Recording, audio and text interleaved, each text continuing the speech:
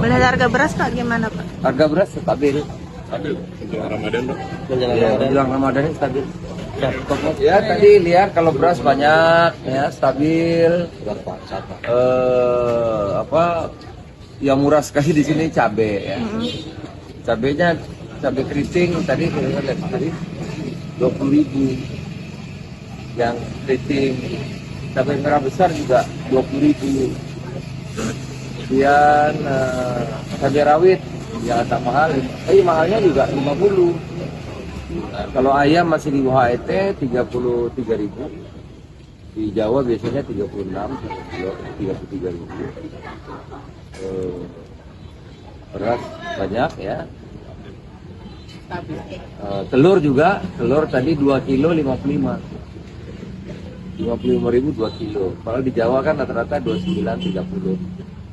Mungkin di sini makan berginya pakai ikan ya. Pakai ikan. Ikan. Karena kalau pakai telur dia naik. Melihat Jadi di sini di bawah rata-rata nasional kali. Melihat harga beras Pak gimana Pak? Harga beras stabil. Stabil menjelang Ramadan, Pak. Menjelang Ramadan ini stabil. Stoknya cukup Pak.